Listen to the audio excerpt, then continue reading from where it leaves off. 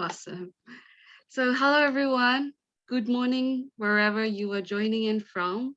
We are so happy to have you today on our panel. So, I, on behalf of the Pekin Board and the hardworking Secretariat, would like to warmly welcome you all to this webinar session.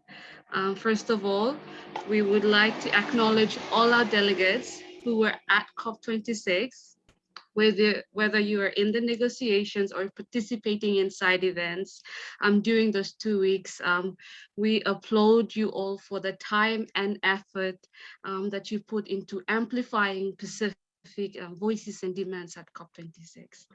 Thank you for standing up and keeping up with the Pacific spirit throughout COP26. Despite the unfavorable outcomes after COP26, but we still make it and we acknowledge that. For this meeting, we'll be joined by some of our experts around the region and some very powerful speakers for a debrief and discussion on the losses and wins from COP26. Discussions will cover loss and damage, oceans, climate finance, gender inclusion and diversity, carbon markets, adaptation and mitigation, no more fossil fuels, and lastly, human and nature rights. All these sessions, our speakers will also will share some highlights from COP26 from the start upon its conclusion. So with that, thank you everyone, and we hope that you have a meaningful discussion from the Q&A sessions. Thank you, Tomas. And now we will have an opening prayer by Francis. Thank you. Thank you. Let us pray. Almighty God, we gather today. We thank you for this fellowship and the web of life. Thank you for the beauty and majesty we see in your creation. Thank you for the opportunity to care for the world you have made. We ask that your blessing would rest on everyone on this platform and the larger network, that you would continue to give us great vision and enthusiasm for our work for climate justice.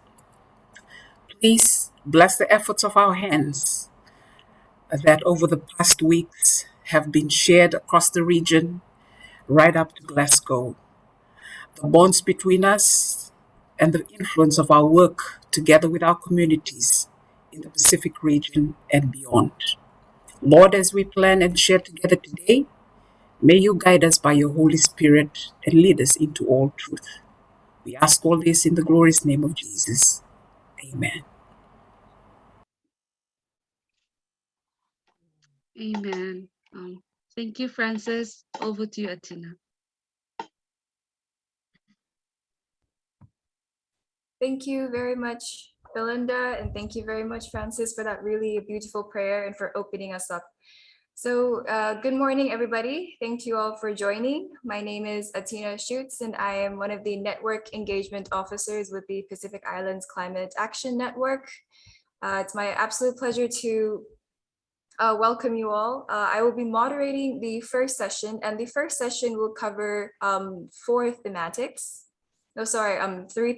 It will cover loss and damage, climate finance, and oceans. So the purpose of today's webinar is to provide like a debriefing for civil society on the COP26 outcomes. And we are very fortunate to be able to have some of the key players in the Pacific region on this call to share the outcomes as well as their experiences at the COP. So without further ado, I will go ahead and introduce them. So for our first speaker on loss and damage, we have Dr. Siobhan McDonnell. Dr. Siobhan McDonnell is a senior lecturer at the Australian National University and was Fiji's lead negotiator for loss and damage to COP26. The second speaker will be sending in a pre-recorded message, but it was Maureen Penguelli. Ms. Maureen Penguelli is from Fiji, and she is the coordinator for the Pacific Network on Globalization. And our third speaker will be Mr. Exley Taloy Budi. Mr. Exley Talibudi is a program advisor and climate finance and resilience team leader at the Pacific Islands Forum. In his position, he advises Pacific Island governments on climate finance, disaster risk finance, and resilience issues. He is also the one crop technical lead support on climate finance in the UNFCCC COP. So without further ado, I'd like to hand it over to Dr. Siobhan McDonald to share the outcomes on loss and damage. Dr. Siobhan, over to you. Thank you. Thank you so much, Atina. Thank you, Belinda. And I just want to begin by acknowledging that I just landed back yesterday. I'm pretty jet lagged, but I'd like to acknowledge that I'm coming to you today from Ngunnawal Ngambri land, from Canberra, from Canberra. And I want to acknowledge the work, not just of negotiators in the room, but of civil society outside the room, in all the work that we do. So I'm going to start today, and I'm going to really focus on the space of loss and damage, and share with you where we got to and the gains that we made in the space. So let's go.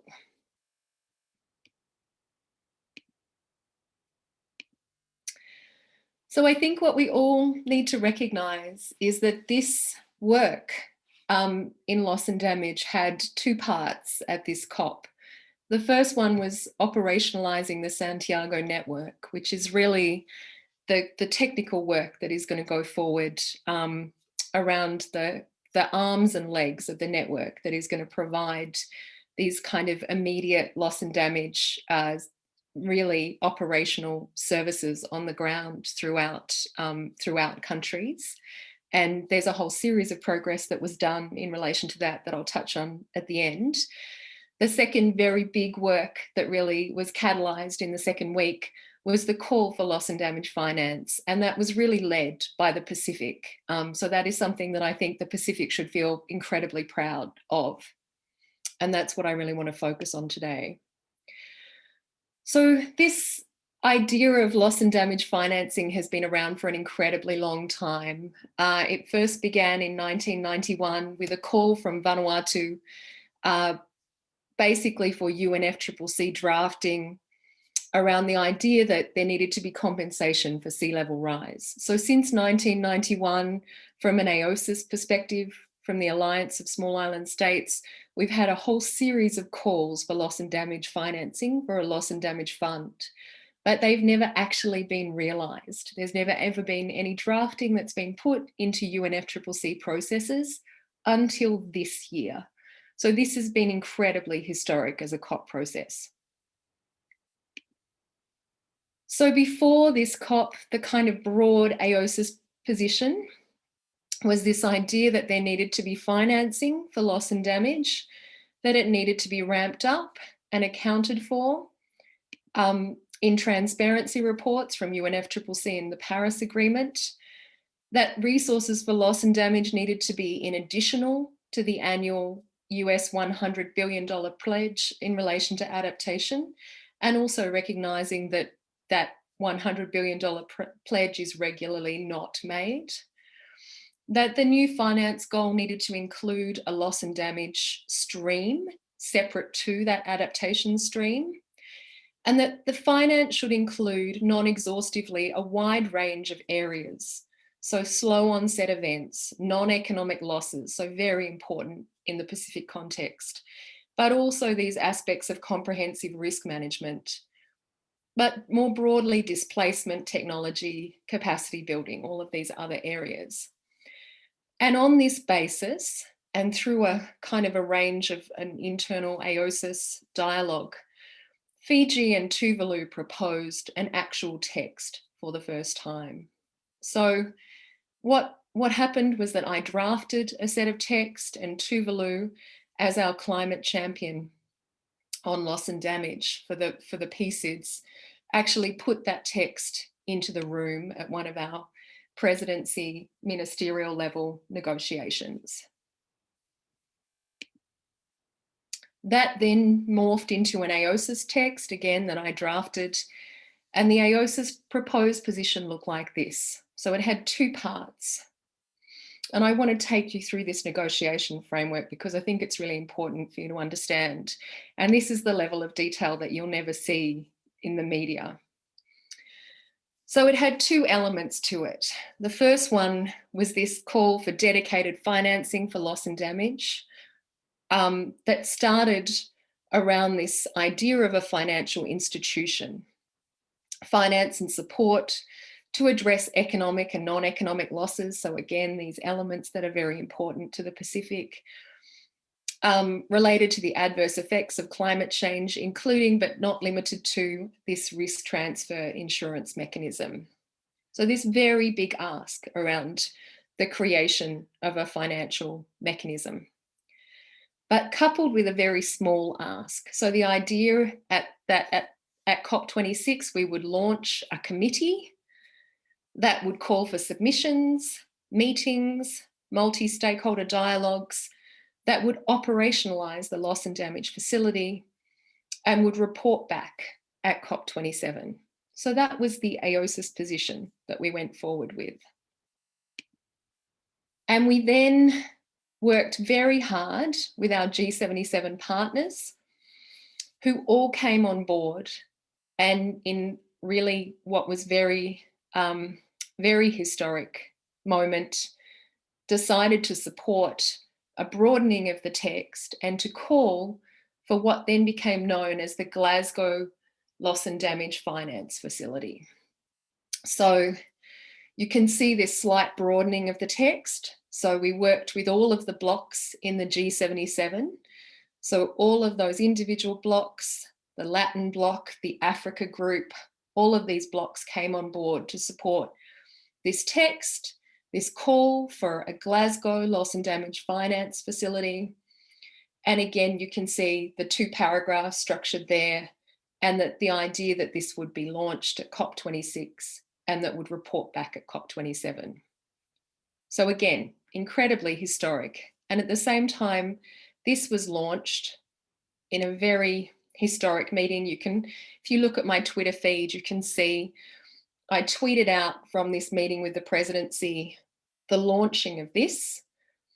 And I say, you know, here I am as the AOSIS chair, we're launching our facility supported by the G77, join 6 billion people from the global south as we ask for finance for loss and damage. And then I tweet out all of our G77 ministers, each of the bloc ministers, and their statements as they support the facility one by one. So all the Pacific ministers spoke, all the G77 ministers spoke, and you can read that through the Twitter feed. And civil society launched into action, and they launched an enormous campaign in support of this as well. And that's why I was tweeting. I was tweeting so they could have a look. But of course, this met with significant opposition, right? So civil society mobilises around this hashtag, Glasgow Facility for Loss and Damage. The Pacific leadership then worked tirelessly to meet with the international leadership in this space.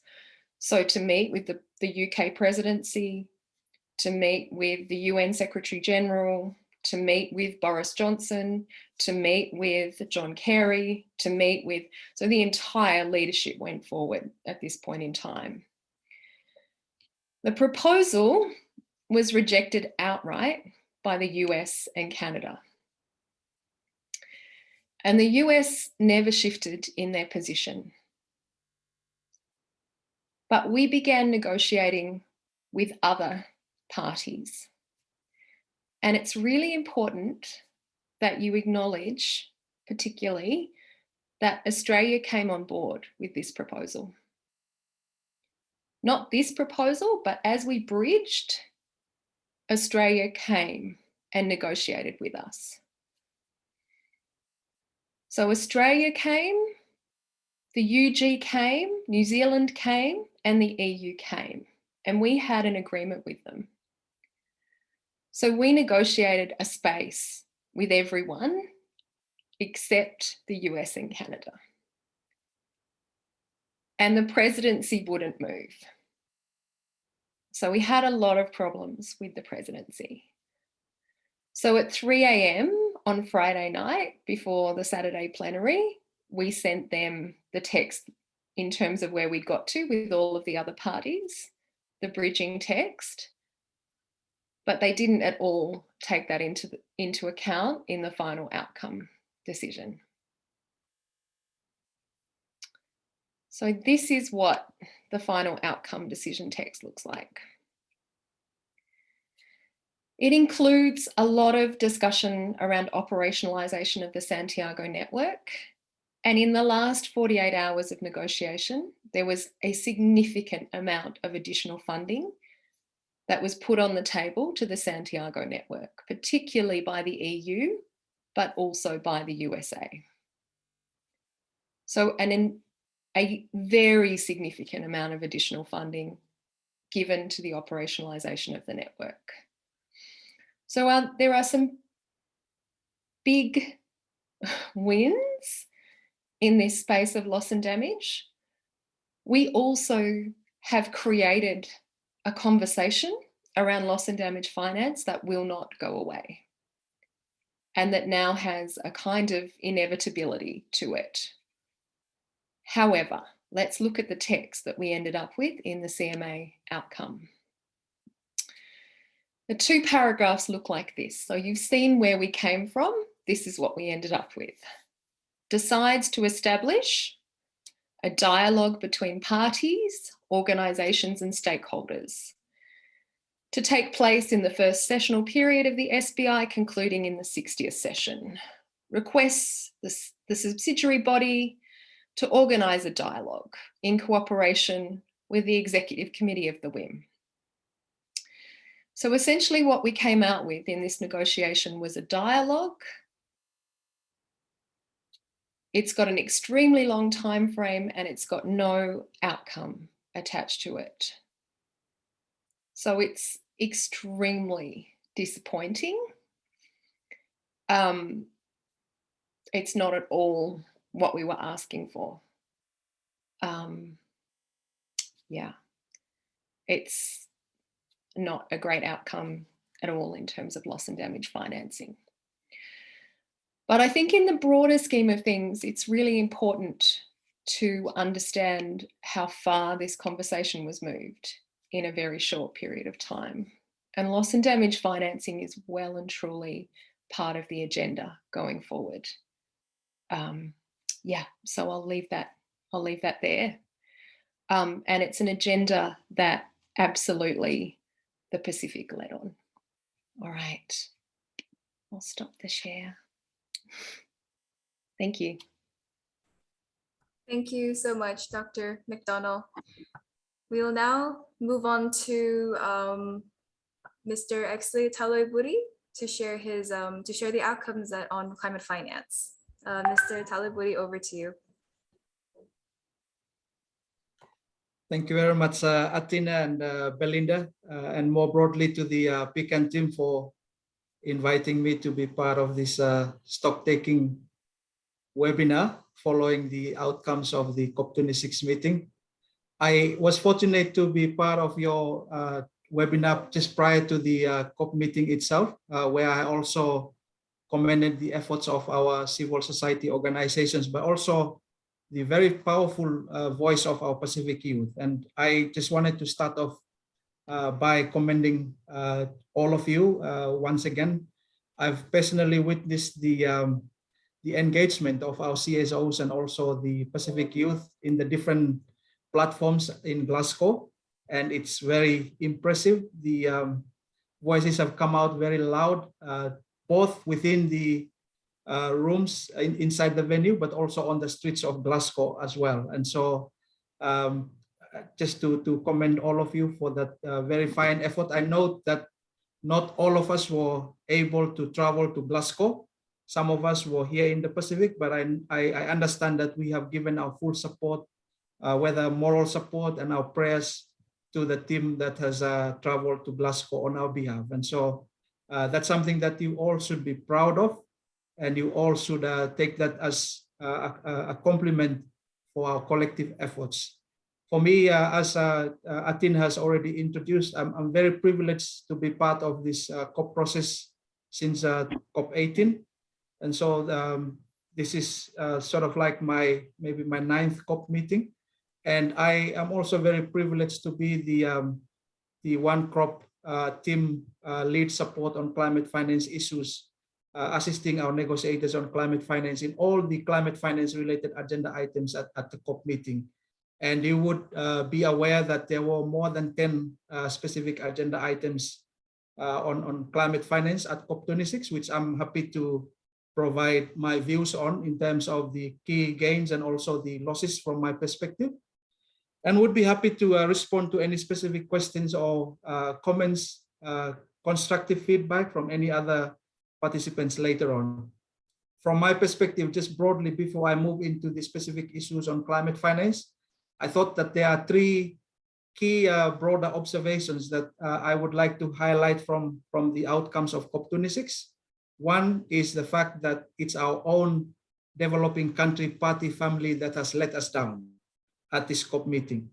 And so it's within the group of G77. I note that developed country parties have also been very strong in terms of their resistance to what we were pushing for at this COP meeting. But it was within our group of 77, India and China, that have really led the resistance, including the last minute change to the text, specific text related to phasing out coal and fossil fuel subsidies. But it was also the African group, which is also part of our developing country party, that has strongly resisted on a lot of the key issues that Pacific SIDS and also the AOC's group was trying to advance when it comes to climate finance related issues. The second issue is, I think, when we make an assessment on the outcome of COP26, we need to take into context two key issues. One is where we've come from in terms of the previous decisions and where we are able to land at this COP. I think that's really, really important when we make assessments, so that we look at it from a broader perspective and as a collective package, as opposed to looking at it as a specific issue by issue basis. And so that would be one point that I just like to make in this meeting. And the other is understanding the purpose of COP26. And I think we all know that it should have been a COP that should translate into action. But we also acknowledge the fact that the Paris rulebook has never been finalized, not until at this COP meeting.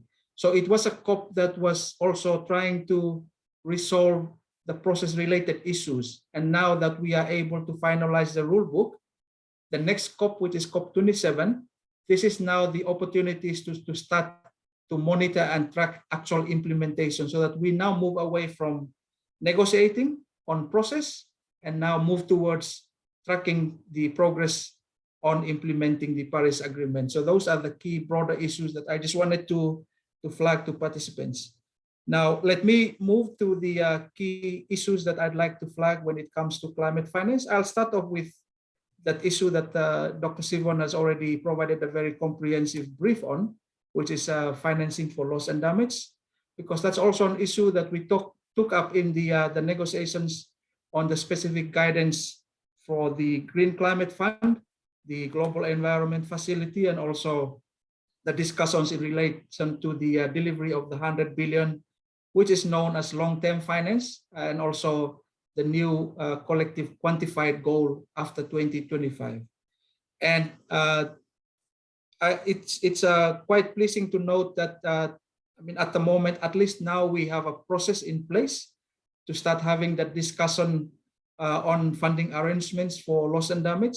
I think that the loss is that we should have seen more support on that, and particularly within the context of the GCF, there is very strong resistance, including from our two bigger countries in the Pacific around having a new dedicated window for loss and damage within the GCF in particular. And so I guess that's a lost opportunity.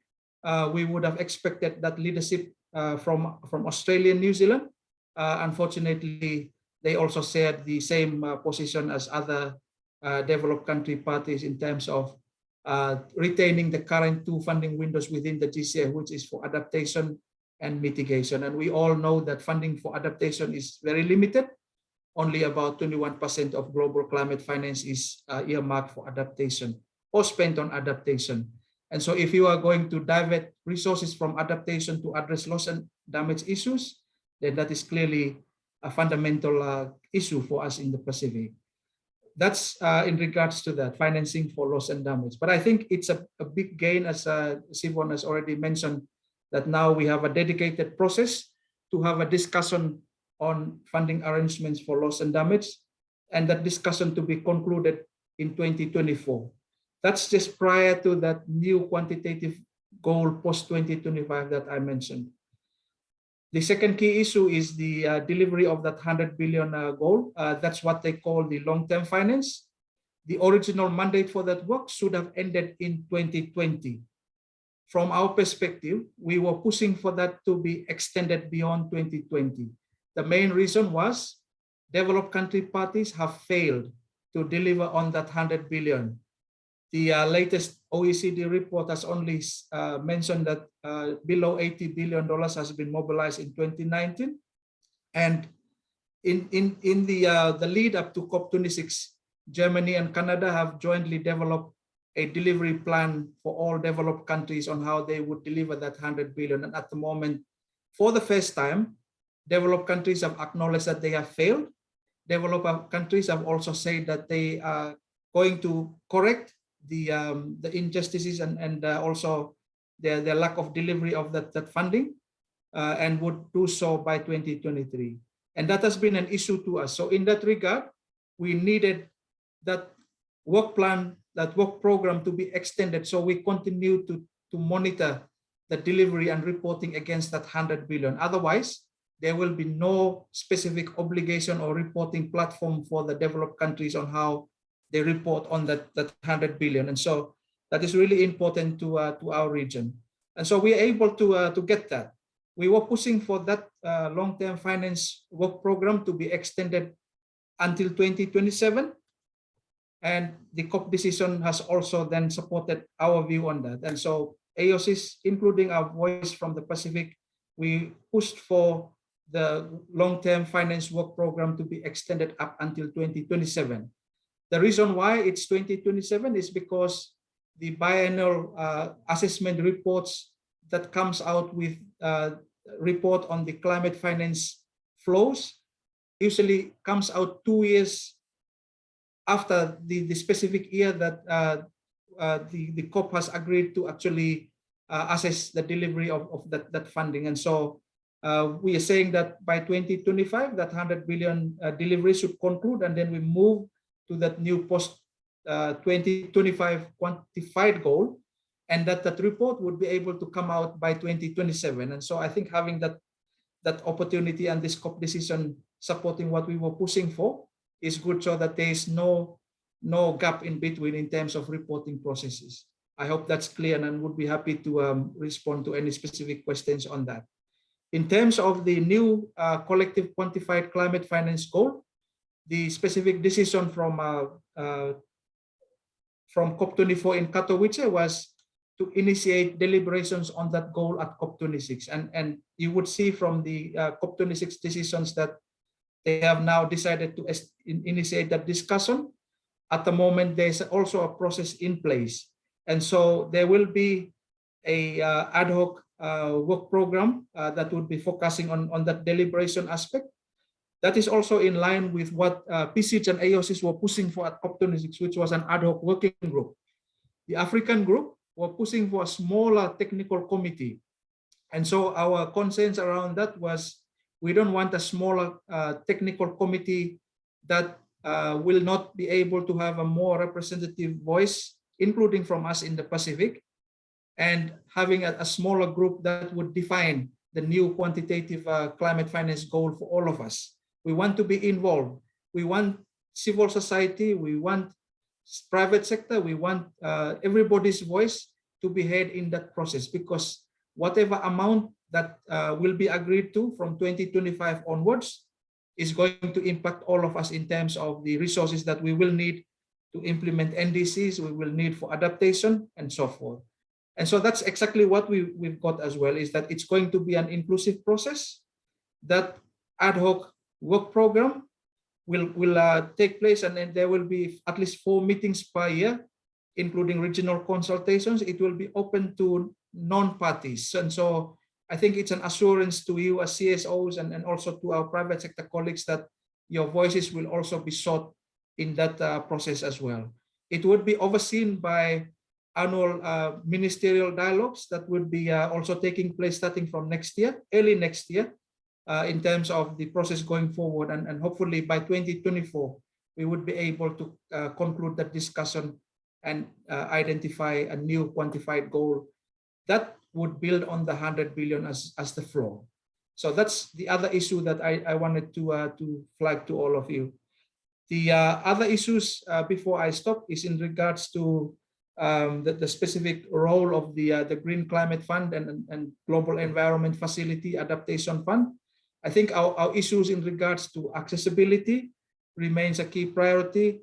The processes and the templates are very cumbersome, but also in regards to the fact that ensuring that they balance funding for adaptation and mitigation, as well as the accreditation process, and ensuring that there's funding support that's targeted towards NGOs and also to the private sector. And you would have also noted from the decisions that we've achieved specific decision texts that relate to that as well in the GCF guidance, and also in the guidance that the COP has provided to the Global Environment Facility and also the Adaptation Fund. So those are some of the key issues that I just wanted to flag, and would be happy to respond to any specific questions. One key area that I've seen, which was quite different from our engagement in previous COPs, particularly in the climate finance space, was the fact that the PC's voice was very strong in this COP meeting. We had colleagues from Fiji and Palau as the ones that have always been dedicated, and Fiji stepping in to speak on behalf of Cook Islands as the PC's champion on climate finance, but they were unable to be there in person at COP26. And so Fiji stepped in to undertake that role, and the voice was very, very loud. We've made a number of interventions in the verbal interventions during the different agenda items, also written submissions, which has been reflected in the COP decisions that have come out. And so I must commend our country negotiators as well for that. And I see that's where our role as COP agencies come in. We don't really have the right to speak at a COP meeting, but our role is around giving that capacity building support to our negotiators to raise our voice at the international forum. And that's really important, because in the past, Pacific, we've always been heavily reliant on our colleagues from Caribbean to define our priorities for COP as the AOC's position. And this year, they have really seen a different shift, that our voice is quite stronger compared to previous COP meetings. And all of that is made possible, not just because of our government negotiators, but the collective voice that all of us have rendered behind our participants at COP26, coming from CSOs, coming from youths, coming from private sector, faith-based organizations, and so forth. So I'll stop there, but thank you all. I think it's not really the outcome we would have liked, but there are very concrete movements towards what's in our best interest as species going into COP27. And I think I would say that collectively, as a package, this is quite a balanced outcome compared to other recent COP outcomes, particularly COP25 and other COP meetings. And I think there are some things that we could take away from this COP as good outcomes for our region. Thank you very much. Thank you very much, Mr. Talabudi, for the very detailed issues and talk on the various issues surrounding climate finance. So for the interest of time, because we'd like to have a substantive amount of time for Q&A, we'll just quickly move on to the third speaker, who is Maureen Penguelli from Pacific Network for Globalization. She's not able to join us live, but she has sent in a pre-recorded message. So I'll hand it over to our tech support to pull up that video for us.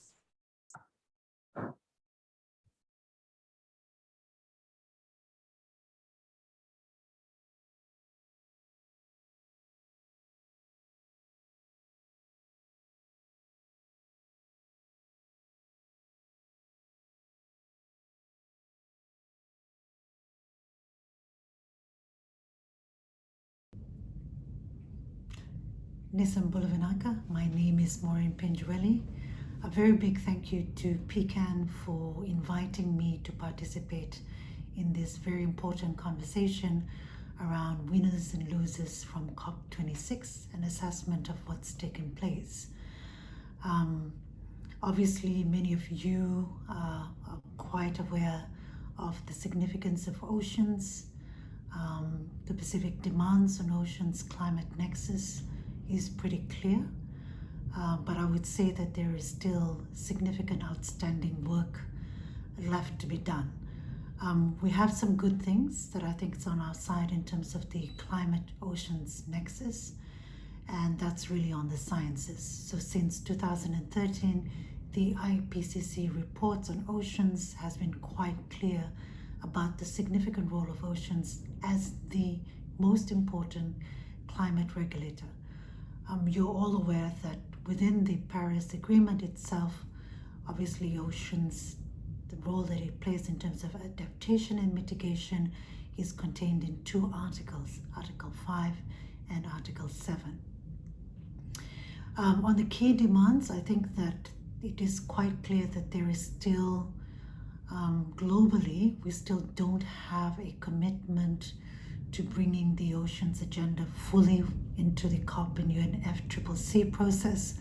A lot of this has to do with the politics of oceans and the way oceans is governed and discussed. So I think that there's a lot of lessons to be learned.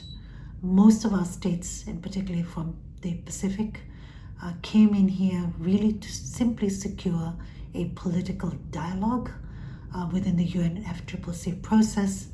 That still remains outstanding. The champions, Fiji, Sweden, obviously have been doing quite a lot of work since 2019 to establish this ocean climate and Friends of the Oceans work, creating an oceans pathway. So I think politically there's still quite outstanding amount of work to do. So what does that mean? I think for many of us in civil society, we've got to really go back to relooking at the global stocktake process, which is quite a critical process. I think we've got to figure out how to bring oceans within the climate discussions more critically. The significance of this for Pacific Island countries is we all know what this means from a mitigation, adaptation, and of course from a climate financing proposal. So I think we've got to look at the global stocktake processes.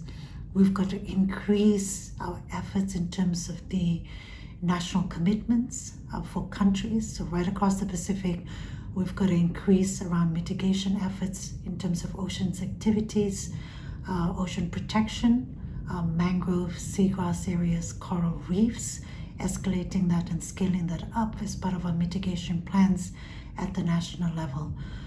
Adaptation, we've got to be looking at key things like infrastructure, scaling up a lot of efforts, and these are really about grassroots community participation, and helping our governments to really report back on their NDCs. Obviously, we can see from COP26 that they're still lacking in ambition. Key research is coming out that the ambition level will see us hitting 2.4 degrees Celsius rather than the commitments to reduce to below 2 degrees, and certainly to make every effort possible to meet 1.5.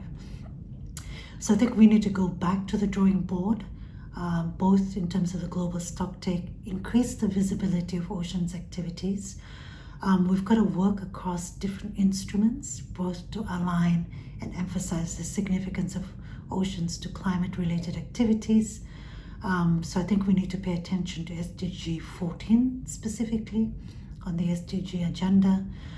We should pay attention to the CBD, the Convention on Biodiversity, where the next sets of global commitments on targets, 2030 targets for biodiversity, will come into play. That's going to be critical in 2022. So I think a lot of our work needs to be to enhance our governments, regional institutions such as PrEP, Pacific Islands Forum, on how to take this forward. The agenda of ocean and elevate ocean climate related activities across a multitude of international instruments, and then to revisit this in Egypt next year when the Conference of Parties meet again to review NDCs more specifically. I see that you have some stuff on deep sea mining. Obviously, a lot of these issues have not entered the UNFCCC process. We had a World Oceans Day focus at the COP this year, which is really good. I think those kinds of things really helps to elevate oceans.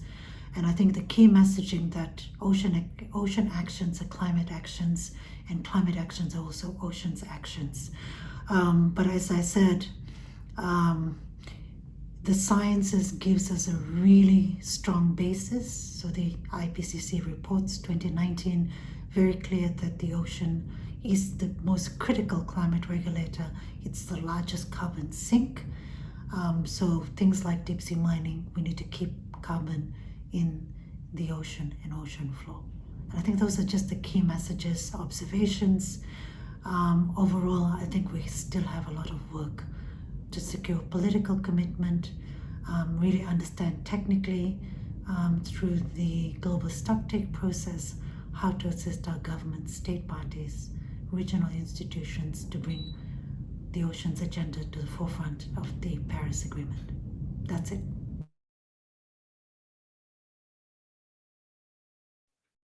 And that was Maureen Penguelli from Pacific Network for Globalization.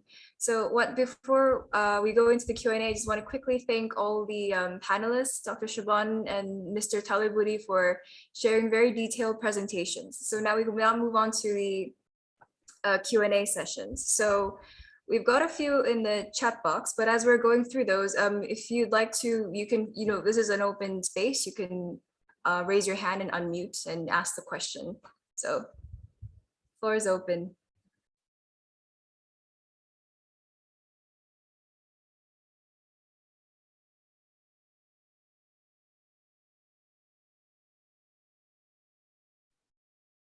Okay, well, one of the first questions in the chat box there is this comes from this is from Mahendra Kumar. He's asking, is the outcome for loss and damage more than what was planned under WIM anyway? And he says he gathers that Fiji also wanted to host the finance facility. I think this is posed towards Dr. McDonald. Yeah, I feel like there was a little bit of confusion about the different funding elements that I was discussing. So I'm just going to go back and refresh that because perhaps I went through it too quickly. But also it is a little bit confusing because we're really talking about two different elements of finance. So we have the Santiago Network, which is operationalizing loss and damage. So we have been fighting for a number of years around this idea of the Santiago Network, which is about providing technical support on the ground through countries around loss and damage. And one wing of that we fought long and hard over in the first week of the negotiations was the finance paragraph.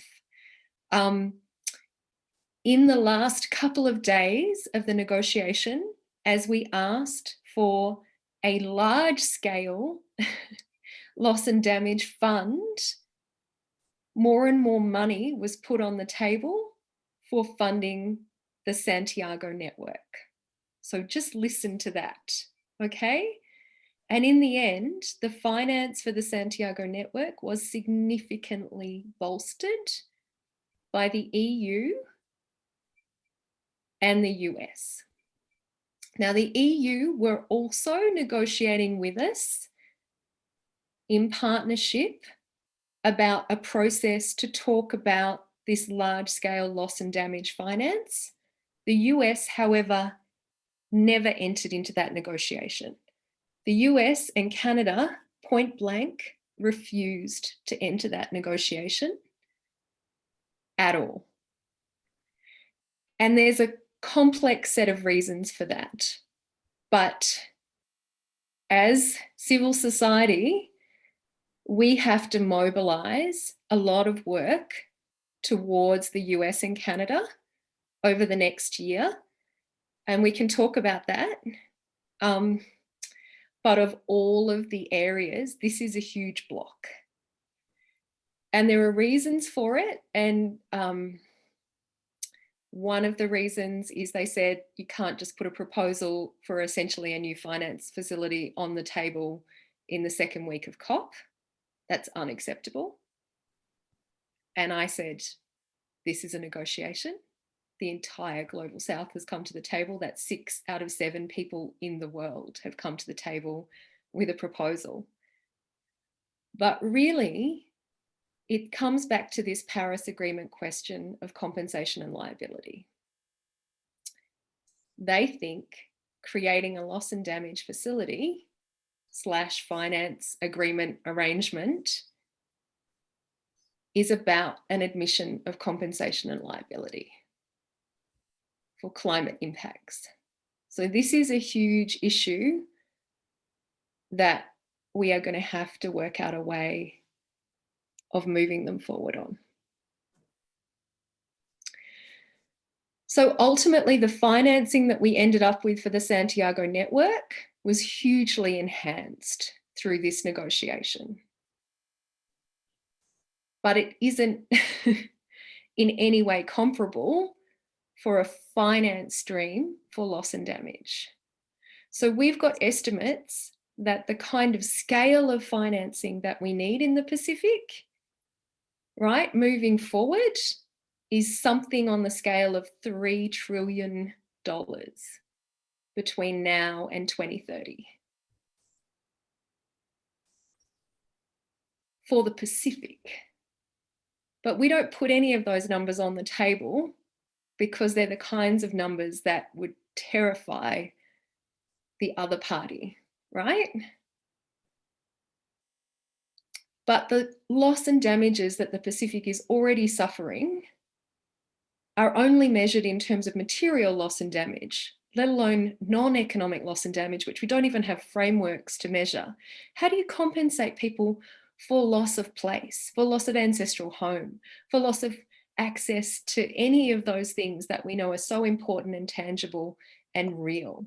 Loss of culture, loss of cultural practice. We don't even have a framework for that in UNFCCC terms, but that's essentially where we're heading for if we push beyond 1.5. So that's the scope of what we're beginning to discuss when we start to put the facility on the table. That's why the US won't begin the conversation.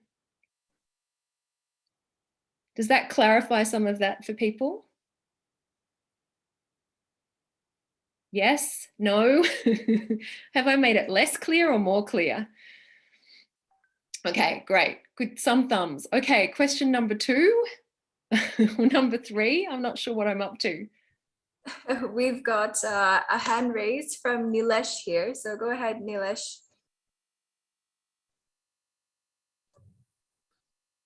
Tina, thank you very much. So my question is really targeted to Exley, and by the way, thanks very much all for your thematic updates. So Exley, just I mean, I was obviously there at COP26, but I wasn't in the finance conversation. But I just wanted to update, and perhaps for the benefit of all who are part of the webinar today. The standing committee was to consider a needs-based, finance report. I wonder what's been the progress on that, and if the report was, presented to parties, this in this session. What's been the progress on that? Thanks, Exley.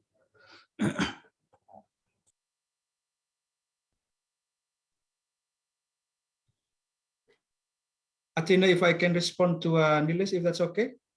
Yeah, go ahead. Yeah, thank you very much, Nilesh, and that question that you raised. Yes, so there were 2 reports that were developed by the Standing Committee on Finance to the COP26 meeting. One was the Biennial Climate Finance Flows Assessment Report that is done every 2 years. And when I made my intervention earlier today, I said the reason why we extended the long-term finance to 2027 was to ensure that there is no gap in that reporting. So that report would come out for the delivery of the 100 billion by 2025 by developed countries. That report will come out in 2027.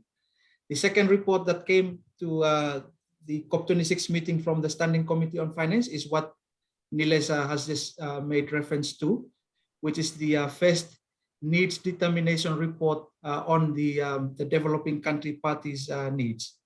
That report has indicated that developing countries would need between $5.6 to $5.9 trillion every year from now until 2030 in order to implement their national NDCs, national plans and policies related to climate change adaptation and mitigation.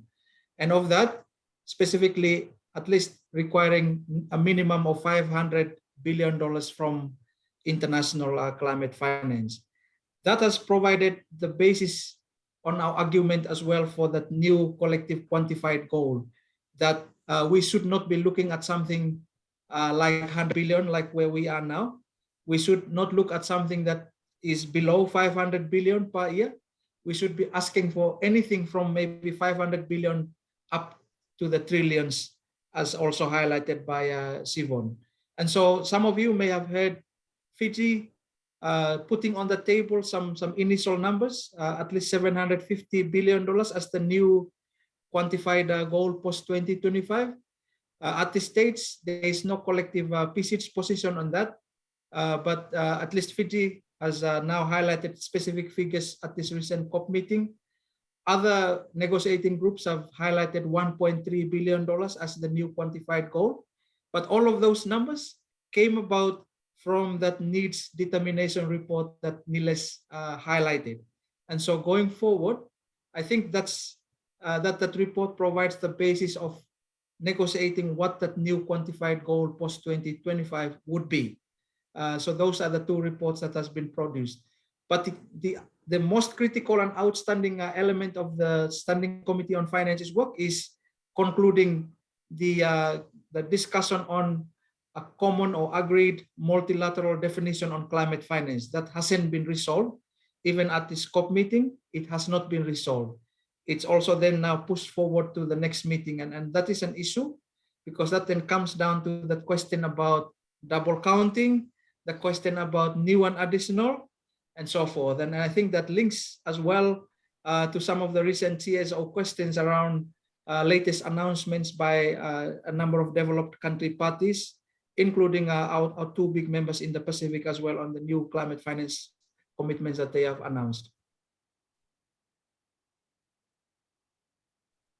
Thank you very much, Exley, for those really detailed answers. Well, considering the time now, I think we have time for just like one more question. And there's a common, I guess a common trend in the questions, and a lot of people are wondering, how can we influence Australia and New Zealand to really on COP26 and probably COP27 issues? So this would be open to the both of you on your perspectives on this. Yeah, and so I can also see a common thread of kind of disbelief as well. Like, why did Australia move to support this proposal? And I want to say that this is the work of the leadership largely, and it's also this complex way that Australia plays geopolitically as well. So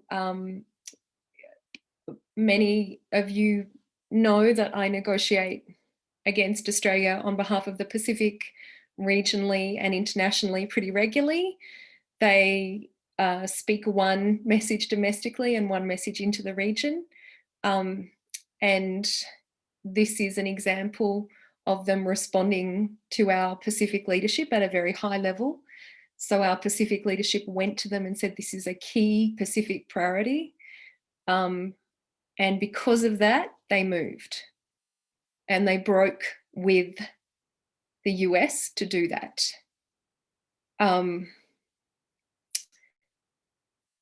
What they are thinking, and what I think is really important now, I'm speaking in the space of loss and damage, but actually, obviously it dovetails in this broader space of climate finance, is there's two things that we need to do. One is the very edge of thinking around loss and damage facilities is about thinking around facilities that have a central mechanism but look like regional entities. And I think this is probably a really good approach for the Pacific, because actually what we want looks very different from a lot of other regions. In particular, we don't want an insurance-based scheme, which some other regions do want. So I think there's some very important work in figuring out the elements of what it is the Pacific wants. And that is not work that has been done yet, and it's work that we need to do really quickly so that we can better articulate the what of it, right? So there's very important research, applied research work that needs to be done in this space now, and it needs to be done quickly.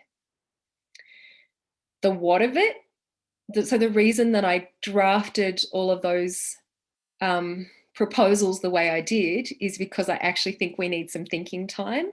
So if you think about the drafting that I put forward, it was submission. Let's do submissions, let's do working groups. It's because we weren't ready, right?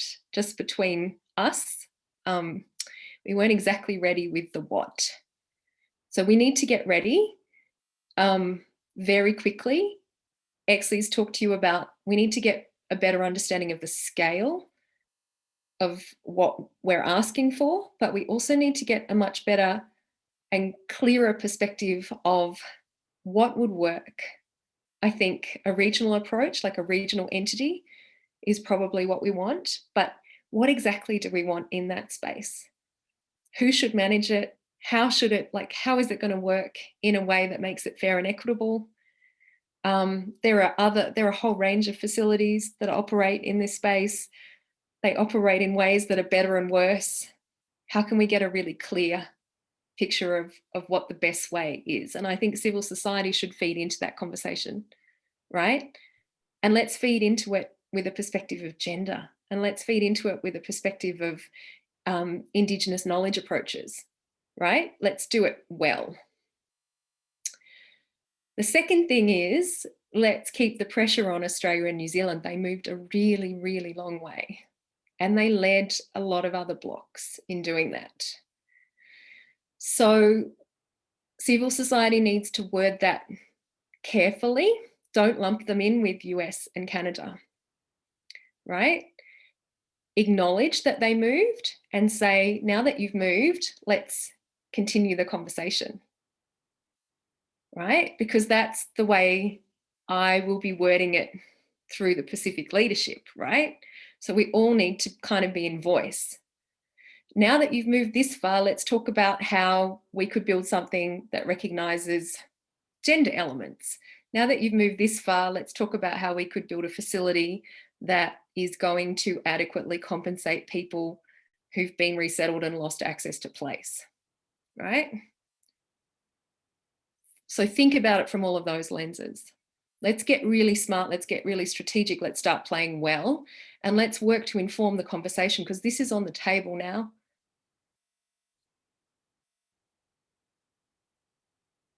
The other thing I want to say, right, is there are not enough Pacific negotiators in the room. And this COP was uniquely poorly represented, but it's not okay. It is not okay. We've got to get more Pacific negotiators in the room, please. Thank So you. I will take whoever wants to come into the loss and damage space. I will. Like, come and work with me, please. I just wanted to end there. Sorry, Atina, Go ahead, Exley. It's your turn now. yeah, noting that this would be my final intervention as part of this session. I'd like to respond to some of the queries there. But firstly, I think one critical element that all of you could help in pushing forward is the recent announcements by Australia and New Zealand, and the funding amounts that they say that would be specifically earmarked to the Pacific, noting that they've recently supported that process to start discussing L&D and funding arrangements for loss and damage at the international level. Would they be amenable to maybe allocating a portion of that $650 million that New Zealand has promised to earmark to the Pacific, and that $500 million that Australia has promised to be allocated to the Pacific? Would there be an opportunity to maybe start some piloting or even a regional facility around L&D in the lead up to COP27? That could be something that maybe we could seek more clarity, and you could help push on that space as well regarding those recent announcements. At the international level, I've seen that some of you have said, so what now? What should be our approach for COP27?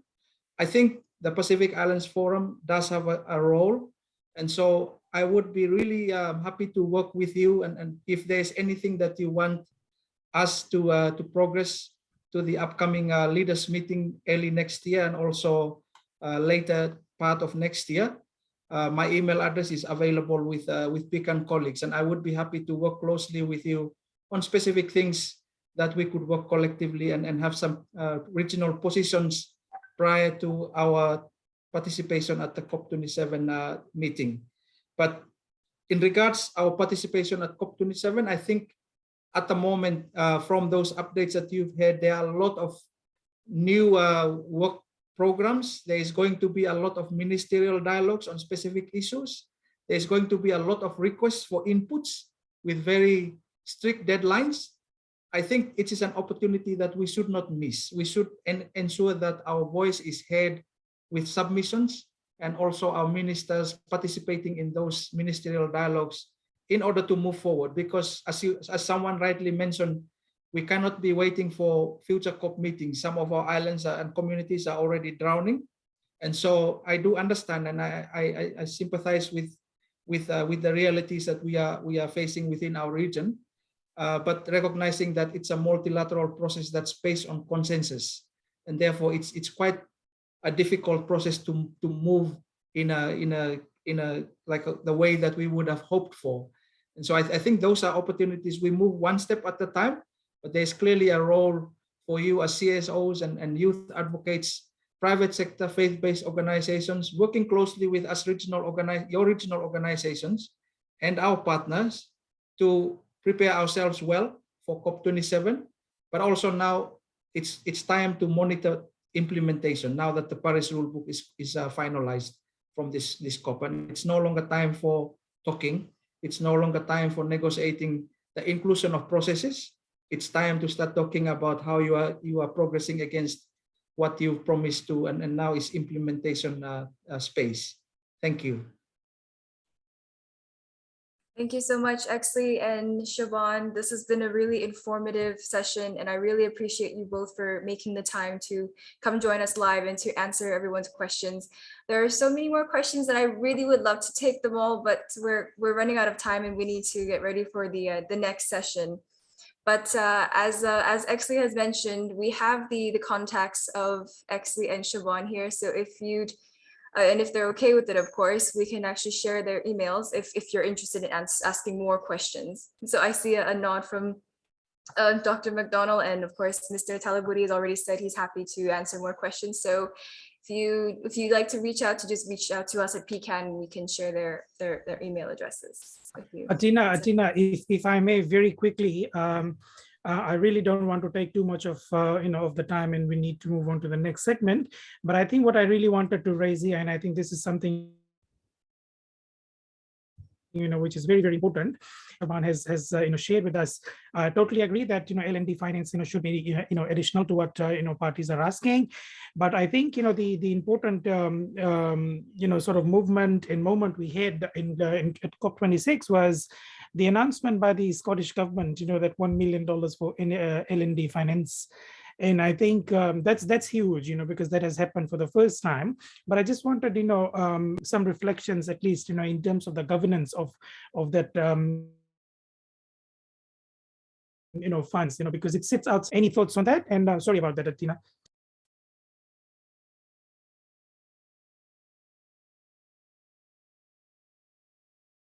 Yeah, thank you, Nilesh. Right. So right. So that brings our first session to a. Oh, sorry, Nilesh. Was that a question that you wanted Siobhan and Exley to respond to, or is it just a? No, I actually wanted, Siobhan to provide, some reflections on that, at least, Okay. with that, moment now sort of, taking, it's happening outside. Yeah. Yeah. So we had the Scottish government.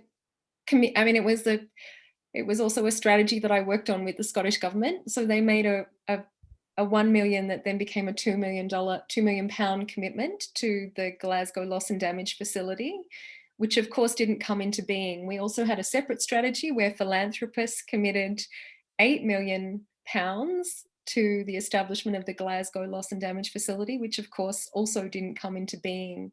So they're actually set aside with it's a grandfather clause, so they don't exist until a time in the future where this where this facility actually comes into being. And the idea is that we may build a movement now. We're kind of in conversation about whether we change the language to the Cairo loss and damage facility, just to keep the pressure building from outside, from kind of broader philanthropic pressure around the creation of this loss and damage facility. So there's a broader kind of international philanthropy movement that is about pressuring government to do this work. And some of that is based in the US. Obviously, the Scottish government led with this very early on in the hope that they could inspire other parties to lead the way. Not as successfully as we'd hoped, but yeah, it was one of the strategies that we put in play as part of the broader negotiations. Thank you so much. Well, so that brings our first session to a close. We're actually a bit over time, but that's okay. We'll give probably a few minutes for the speakers for the second session to sort of get ready, and for the planning team to regroup as well. But yes, we will be starting in, give us 4 minutes, so we can start at 11:15 or 10:15 in Fiji.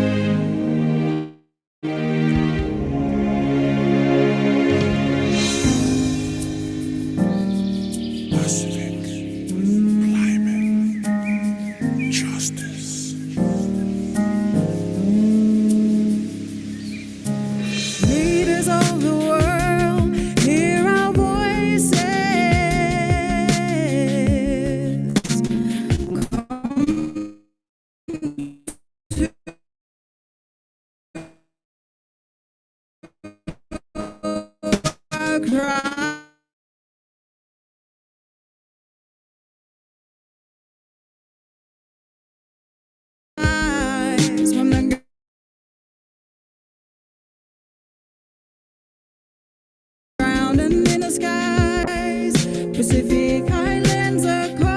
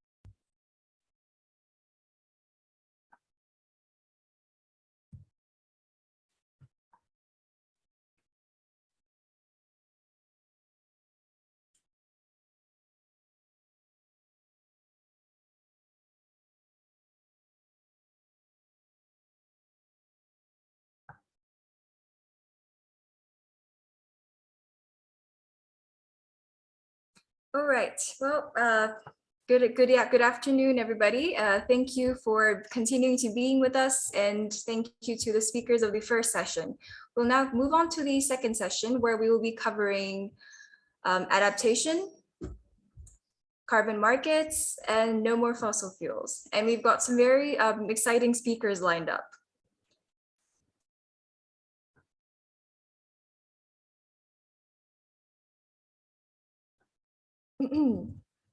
So, where's my notes? All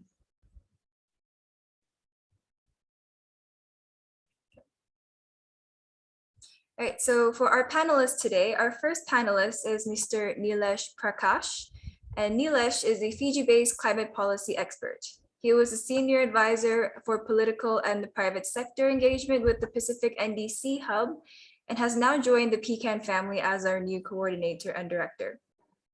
He's also been a government negotiator and has led several climate policy initiatives in Fiji and last year in the regional climate change space. Our second panelist is Dr. Ian Fry. And Dr. Ian Fry is a longtime negotiator for the Pacific Islands, serving the longest with Tuvalu. He coordinates the least developed countries on matters relating to carbon markets and is currently on the bureau of the UNFCCC. And our third and final speaker is Ms. Ashwini Prabha. Ms. Ashwini is the chair lady of the PCAN board. She is from Fiji and she is a climate change communication specialist who has been working at the grassroots and international level over the past 15 years. More of her current work involves fighting against fossil fuels and their expansion around the world, and she is a longtime advocate around these issues. So if I could please invite our first speaker, Mr. Nilesh Prakash, to share his reflections on the outcomes of COP26 in regards to adaptation measures. Atina, thank you very much, and Bulavinaka, everyone. So my internet connection, so I'm actually keeping my camera switched off. I hope you don't mind that. And I actually also don't have a presentation, but I'm happy to go through the wins, in the a very important area of adaptation and the progress that parties made at COP26.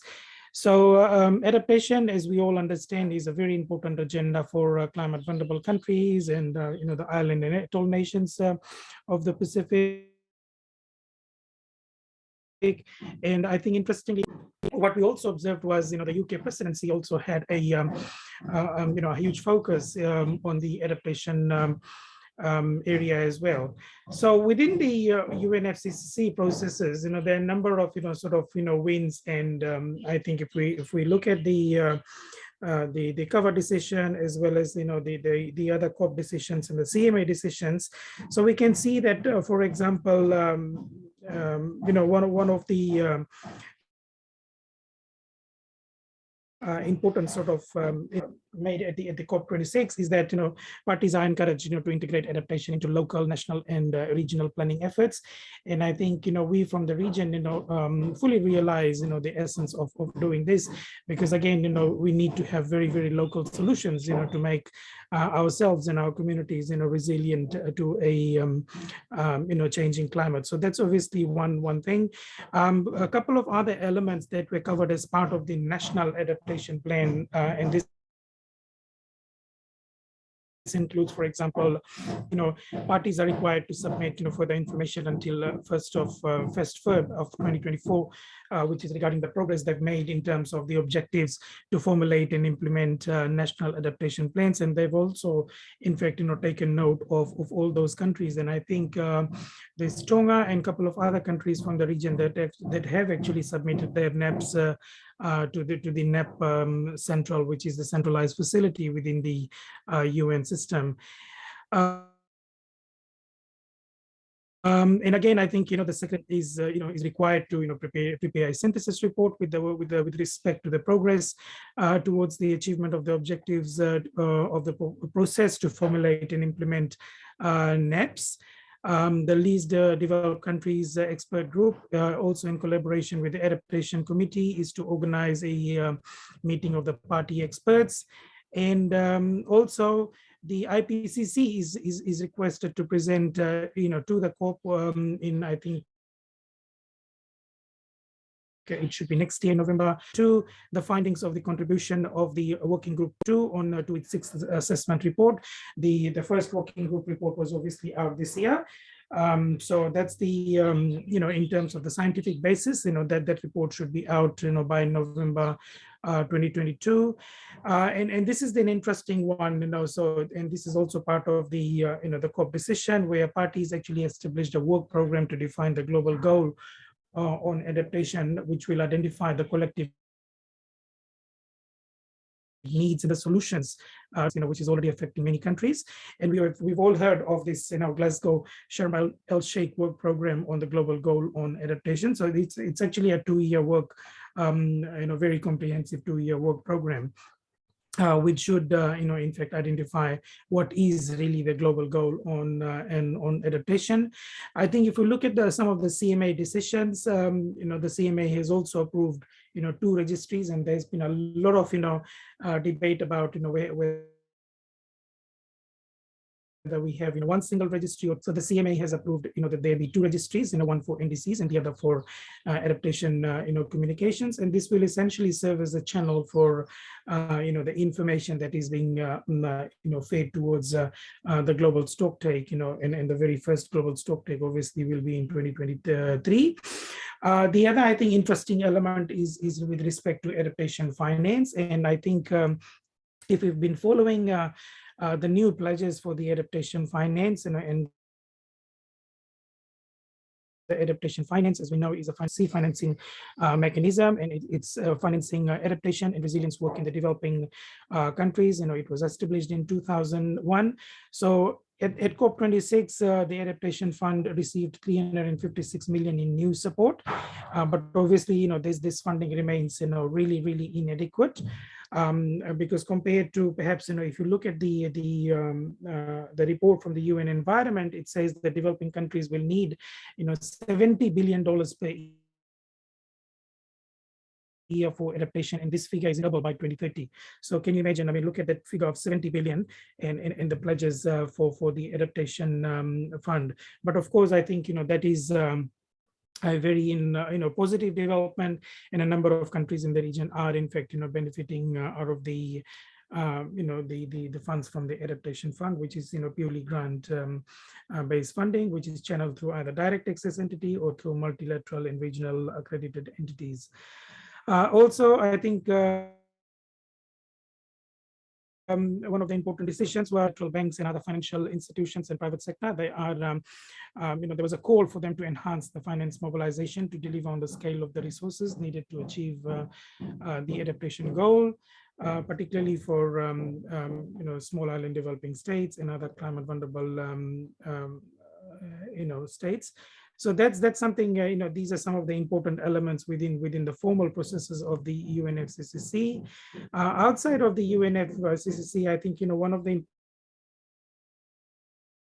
important developments, and as I said, they come in with their own sort of flavor of what they'd like to sort of see being discussed, mobilized, and sort of socialized at the COP. So they obviously had a huge focus on the adaptation, and the UK has in fact co-developed the Adaptation Action Coalition. So this is again within outside of the UNFCCC processes, and they have done so in partnership with Egypt, Bangladesh, which is the chair of the Climate Vulnerable Forum, Malawi, the Netherlands, UNDP, and the coalition is in fact bringing together countries to find solutions to some of the most challenging impacts of climate change, and the secretariat for this coalition is the World Resources Institute, and I think we've already heard from from our earlier presenters in terms of the climate finance targets, the long-term finance goal. So obviously there's a huge sort of interest in terms of the adaptation of funding, like what's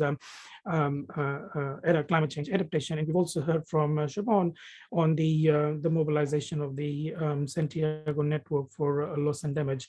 So I'll probably stop there and just a note. I wasn't in the negotiation room, but this is my presentation is purely based on what I've read and what I've sort of heard from colleagues in the corridors and the exchange I've had with the negotiators. But happy to take questions later on. Thanks very much, Tina. Thank you, Nilesh.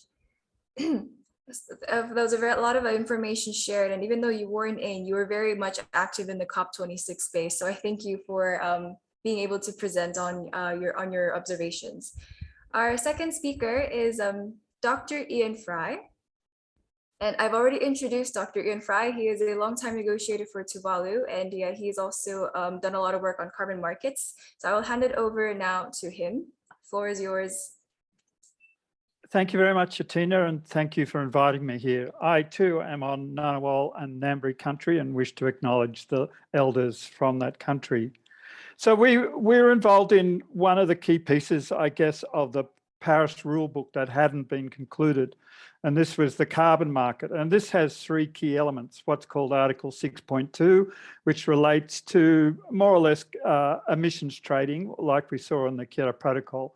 And then 6.4 is more sort of project-based activities in country. A country hosts an activity paid for by another country, and the credits are exchanged between those countries. And the third piece is the non-market mechanisms. So this is collaborative mechanisms between countries that don't generate units or credibility or tradable units.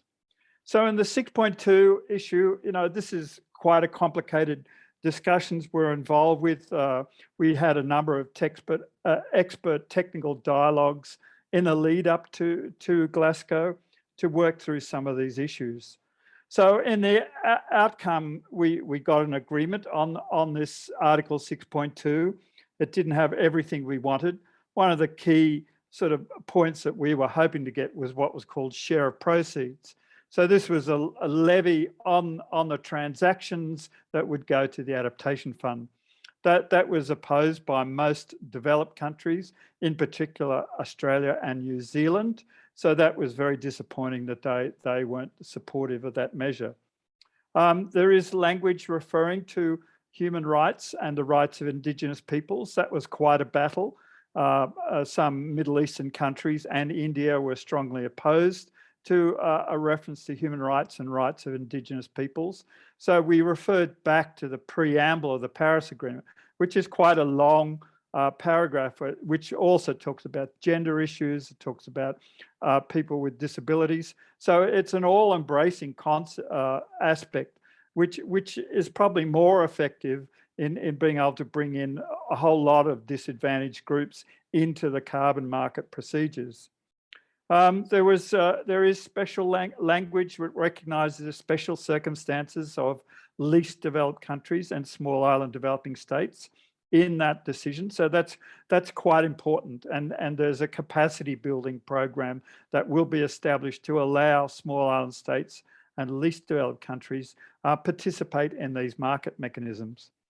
There was a lot of debate as to whether or not RED, reducing emissions from deforestation, forest degradation, would be included in this decision. Some particular representatives from Papua New Guinea were quite strong on this. Again, this is a complicated issue, and it was rejected by most parties because they wanted to bring in units that were pre-2020 into that debate. On Article 6.4, which is a sort of more the project or based activity, again, special consideration of LDCs and SIDS was there.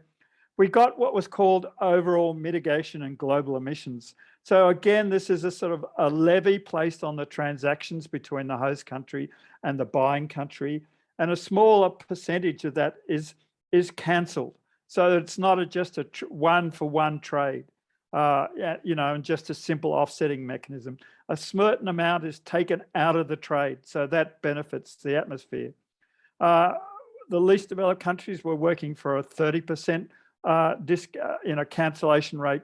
We ended up with a 2%, which is tiny, but at least we got that into the text as a mandatory requirement that all transactions have to take out that 2%. Hopefully we can ratchet that up in the future, and there'll be review mechanisms.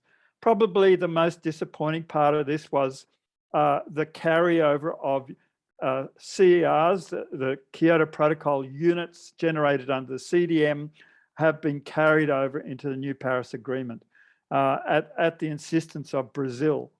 And that undermines the market and the opportunities for carbon market. It basically lowers the ambition rate. And LDC's commissioned a study into this in the lead up to Glasgow, and that certainly is a significant undermining of the ambition targets, and it'll make it harder for us to move towards the 1.5 using market mechanisms. Finally, on the Article 6 mechanism, we got an agreement to establish a committee.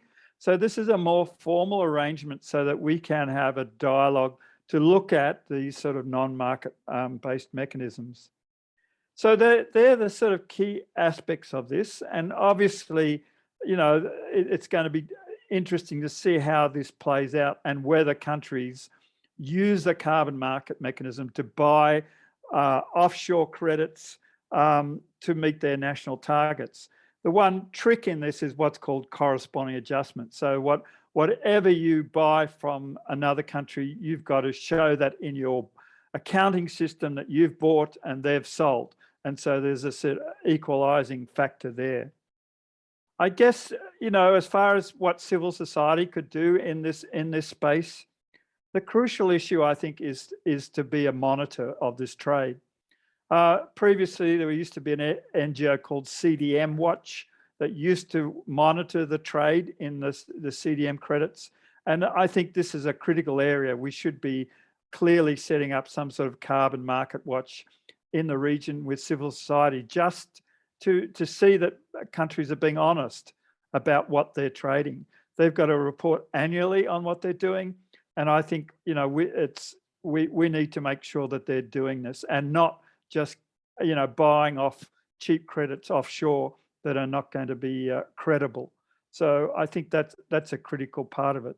So now we do have this new market mechanisms in place, and it'll be interesting to see how those play out. Thank you very much.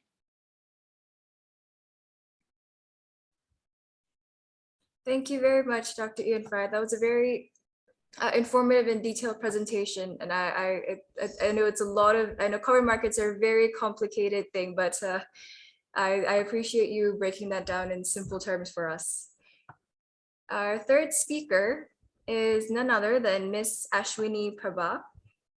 And as I've already introduced Ashwini, she is the chair of the board for PCAN, and she is a longtime anti-fossil fuel advocate. So Ms. Ashwini, the floor is yours.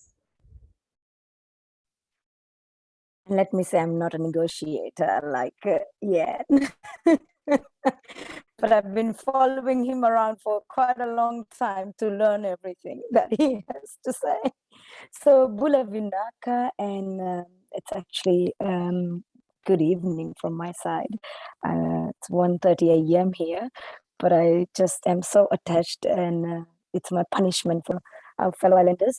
But before I talk about fossil fuels, I just wanted to acknowledge some of the people who were there from the PICAN or the broader team.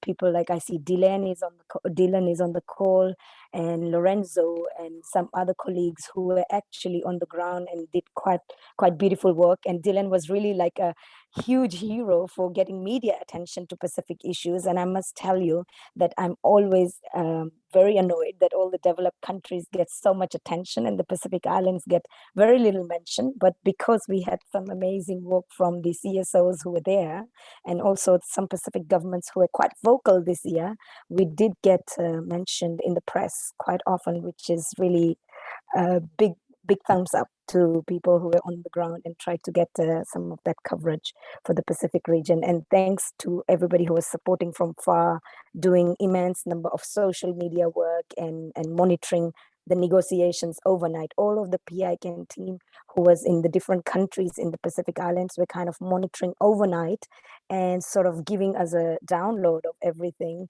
every morning. Like they were just walking on a different time zone altogether. So hats off and vinaka vakalevu to everybody for your hard work. And on fossil fuels, so the reason I'm doing this slot is because I'm working with an organization which is a network that's monitoring specifically gas and oil extraction and phase out and supply side of things, and not so much coal, but we do keep an eye on coal as well. And what was really quite shocking and surprising for many CSO community people this year was to actually see that after 30 years, there was actual wording on phase out, even if it got turned into phase down eventually, that there was fossil fuel mentioned in the text, like bravely out there. And I must say a big vinaka vakalevu to Tuvalu. Maina, I think, is not on the call, but I know that Pepe and Maina had kind of discussed about this, and then Tuvalu had actually brought this to the table in the first place. And then, of course, the other countries that backed it and supported it meant that the text actually made it through eventually. Tina, maybe you can show the text that we sort of shared earlier. You see that there's 3 versions, and eventually the text on fossil fuel was, watered down with language like unabated coal and inefficient subsidies. So it's not as strong as we would like it to be, but we would like to acknowledge that for the first time, you see that overall in the first, second, and third draft, the language has evolved and the wording is not that strong, but we have something to work with. And what I understand from our negotiators or people who have been following this for many years, that this is already quite substantial, that fossil fuels is being mentioned, and the fact that the mention for fossil fuel subsidies is in there is a win. So Ian, you might tell me whether that is really a win or not, and that would be good to know actually from negotiators who've been there for a long time, whether we can actually build on it and then start demanding some concrete language on this and going into COP27. So you can take that down, Athena, thanks. The other thing that happened, and I think it's actually a lot of action was seen outside the actual negotiations, and we saw quite a few different alliances and different things being launched around fossil fuel. And one of the big ones was the BOGA, the Beyond Oil and Gas Alliance, that was championed by Costa Rica and Denmark. And it's been joined by over 12 countries. And these are mostly countries that are either producing fossil fuel or looking into producing or expanding their fossil fuels. And they joined this alliance saying that they will actually not do any new exploration and expansion.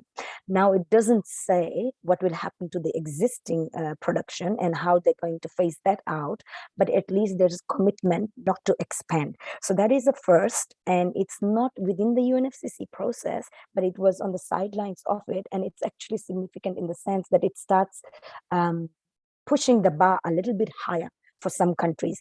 I mean, the big polluters are obviously not there. There is no Canada, UK, US, Australia, and of course, Norway.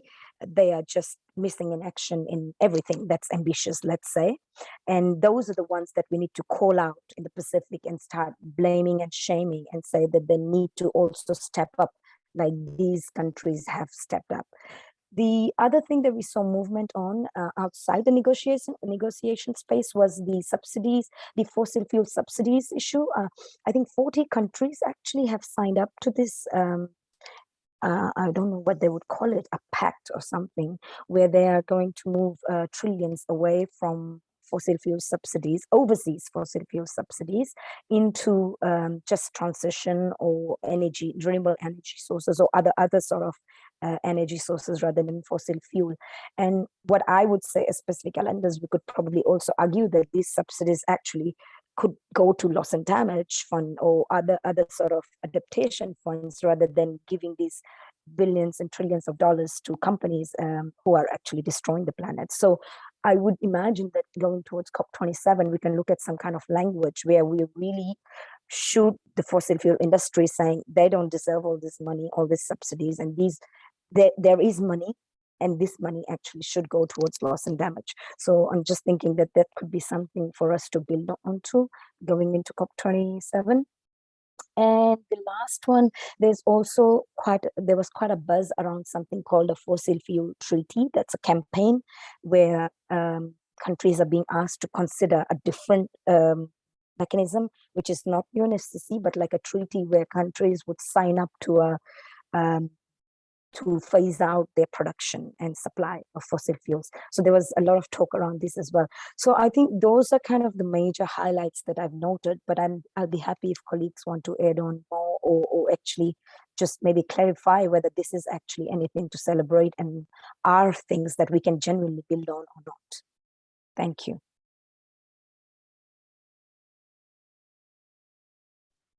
Thank you so much, Ashwini, for sharing your observations and your insights in the COP.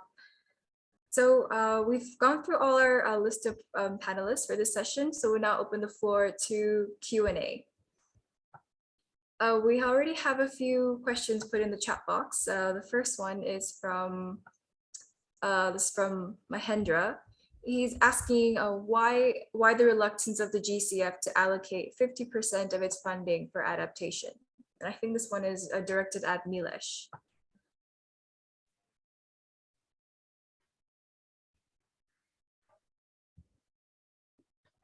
Hi, Tina. So should I go take that question? Yes, please. Okay, great. Thanks very much. Mahan, thanks very much for that question. I think, from what I understand of the GCF space is that, so again, I mean, it's recently become the largest, climate fund, with $10 billion, having, committed $10 billion. They actually haven't been able to dollars, but there is a commitment, to mobilize, that much of climate finance. But I think the fact is that they've got this, portion of funding which they want to, grow and leverage on, and which is why GCF, is taking a very calculated approach to how they are making commitments and ensuring that, with the global public finance which they are mobilizing, they are then able to leverage in additional, funding.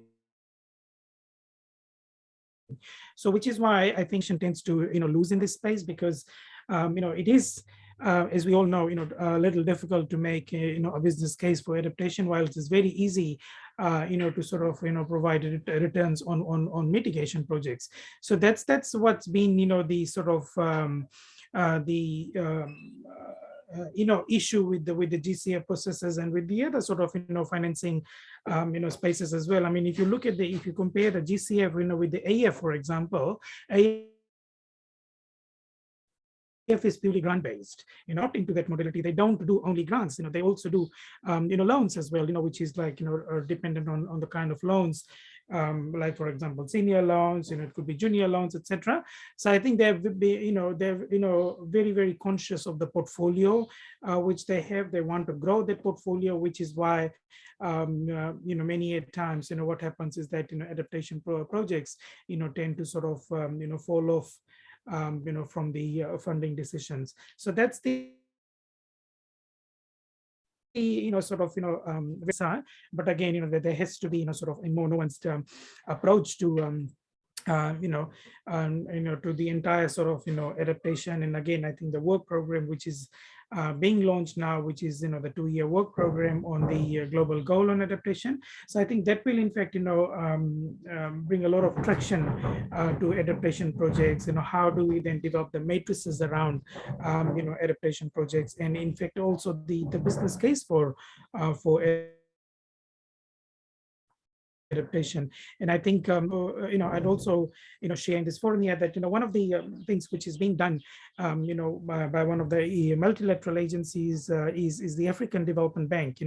They have this ABM mechanism, which is called the Adaptations Benefit Mechanism. So this is again, where they're really looking at quantified units of adaptation, making a business case for adaptation. But again, that is something that needs to be, it's being trialed now. They will need to sort of, scale that up, that initiative, and hopefully the others will, take on those initiatives. So I know Exley is also part of the forum, and others, if you want to jump in. Thanks, Atina. Thank you very much, Nilesh. I see a hand raised from Kieran. Go ahead, Kieran. Thanks, Atina. Thanks, Nilesh and Ashwini. Great presentations and great information for us. Ashwini, I've got a question, or two questions actually.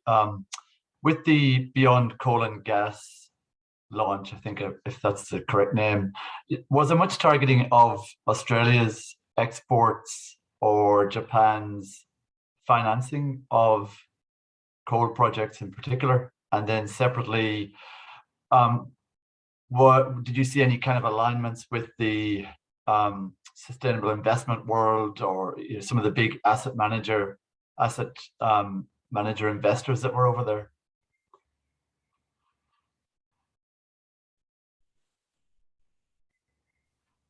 That's so it. Yeah. So from what I know, but first I'd just like to say, the Climate Reality Project, thank you. You guys actually funded some of the young participants to get to COP26, so that's fantastic. Vinaka for that. And Greenpeace also provided some funding, so that was awesome. For Boga, so it's called Boga, I can link you up with an NGO who's been really closely working with the two governments who are working on that project, called Oil Change International, who have a lot of insight in that project and how it's functioning. I don't think they approached Australia even because of the fossil fuel records in Australia, and knowing that their intention, because there were three categories of membership. One was like Friends of Boga, so that we did approach, I think, some of the Pacific Island countries to try to join symbolically, but otherwise countries had to really commit to phasing out in some ways, or not exploring any further oil and gas, especially. And Australia, being the second largest exporter of gas, I imagine would definitely not join or won't qualify, because if they did, then it's just a greenwash project, and they didn't want that. So I imagine, from what I know about this, they were not approached. And I don't think there is a funding element to this particular project at the moment, or talking about who's providing funding towards fossil fuels, etc. Not me.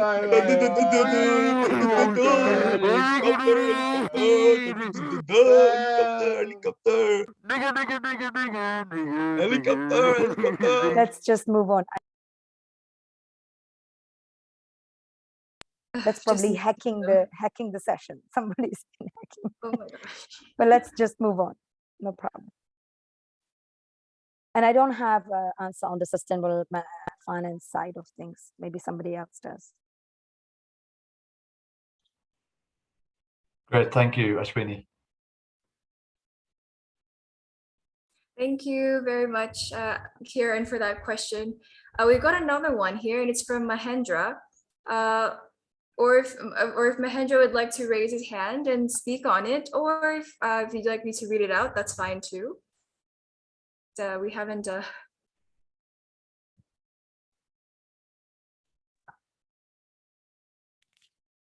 please read it out, Atina. Thank you. Okay. So your question was on the REDD+ decision. What does it mean for many projects that are currently being undertaken by the World Bank, UN, and other development partners? I'm not quite sure who that question may have been directed to, but if any of the panelists are happy to take it, go for it. I can probably come in here. There are two sort of answers to this within the carbon market issue. The proposal by the Coalition for Rainforest Nations to bring in what was a sort of carbon market issue that had been developed by the COP but had no legal standing, to bring that in as tradable units. And that doesn't have any legal standing. So that issue didn't go very far. With respect to the World Bank, we know, from a long history, the World Bank has tried to preempt negotiations on markets. They had the biocarbon fund, they've had a number of, when we were negotiating the Kyoto Protocol markets, they were trying to preempt those outcomes, unfortunately. So, again, they're playing that old game. The thing now is that any sort of RED plus activity that they want to bring into the carbon market, they will have to meet the rules, the new rules that we have now. So they may have to completely rewrite their activities to fit the new rules. And we're paying particular attention to land-based activities. In fact, there's a work program because of the problems of what's called leakage, meaning you may protect one area here, but you'll see deforestation go somewhere else. And so the amount of emissions remain the same. The other issue is non-permanence, because the trees may burn down or whatever. So there are inherent problems with dealing with land-based issues with the carbon market. And so we'll be having a dialogue around this.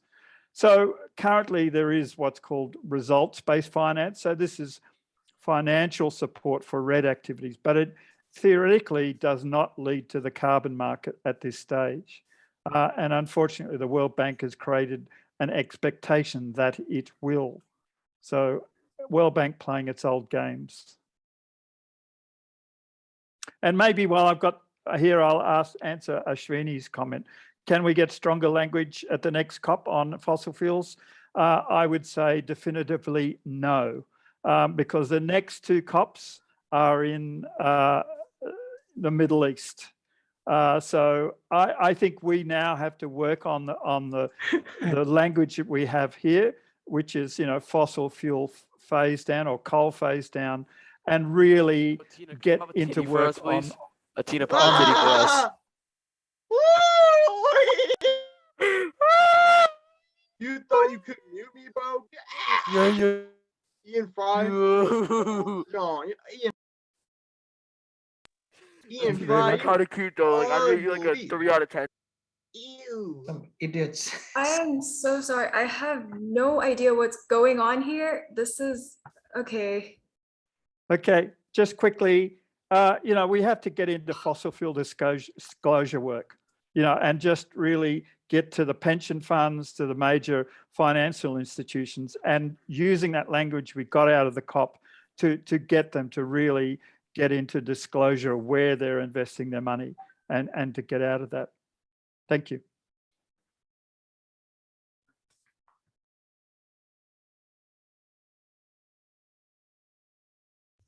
Thank you very much, Ian. That was a beautifully said, despite the very rude interruptions.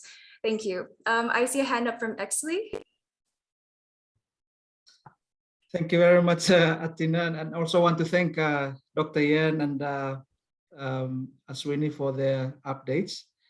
I do agree with Yen noting anyway, that the back to what I next. was saying, Atina, you have like a 3 out of 10 rating. Bro, no cap. Like, yo, What y'all? How do I remove? I okay, see. I would. remove. This meeting Okay, so mad weird, bro. Like y'all mad weird for no reason. I don't know how to remove them. Never mind. We will just. It appears that they're using multiple who's the accounts, so it's host? difficult to remove them. I'll just keep trying to mute them from my end, but they're using multiple accounts, so we can't definitively remove them from the meeting. Sorry about that. I'll just make a few people. Okay, my hands are kind of shaking now.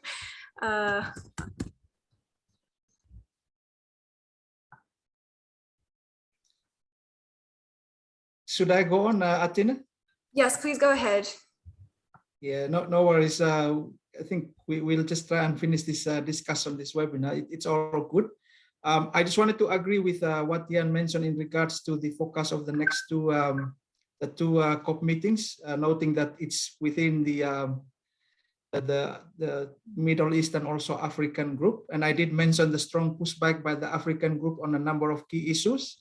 Definitely, they will be strongly opposed to any outcomes that would further strengthen that language. And therefore, I think we will need to work with the current draft that we have. But as Winnie mentioned, it's for the first time. And I think for us in the Pacific, we've always used the COP21 and Paris outcomes as the benchmark when it comes to which COP meetings have achieved outcomes that is favorable to us in the Pacific. And in those outcomes, we have never seen specific language that relates to coal and also fossil fuel subsidies. And this is the first time for us to see such a language being reflected from a COP meeting and COP outcome. So that's a big milestone. But the main issue I wanted to make this intervention to highlight is that in addition to the discussion to cut down on carbon dioxide levels, there was also a lot of momentum on methane. And as you know, methane is also a very important polluting gas as well.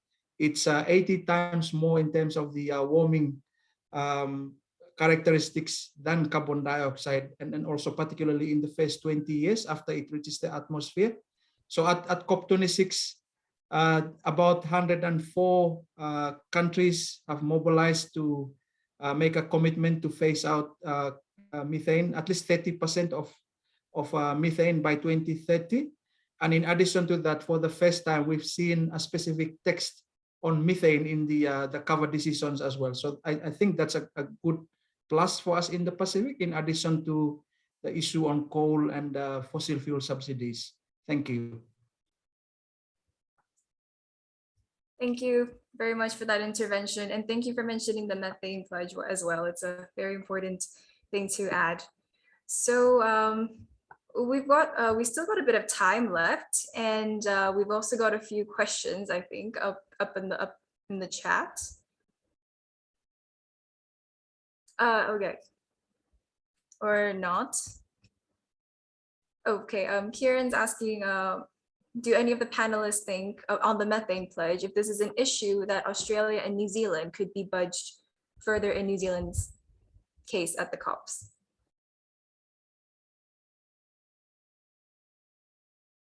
Question is posed to the panelists. Maybe I can come in here. I think this will be a real challenge for New Zealand. Methane is a major source of emissions in New Zealand because of emissions from livestock. So I think they're going to find it a real challenge to sort of push into this space, I guess. Thank you.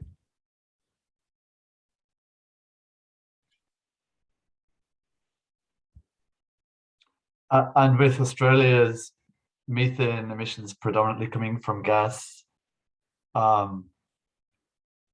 is that sort of widely seen outside of Australia? Is that widely understood and seen as a leveraging point, perhaps?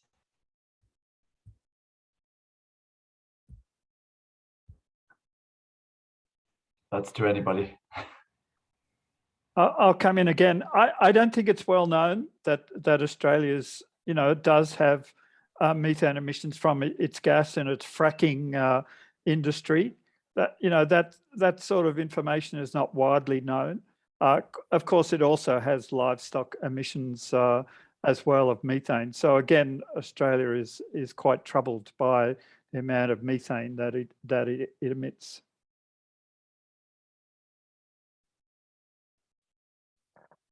Yes, I just wanted to mention that maybe that's something for the CSOs to kind of start pointing out. Australia is not just coal hungry, but also gas and all the health and other side effects that's coming from their gas extraction is something to be pointed out. Thanks.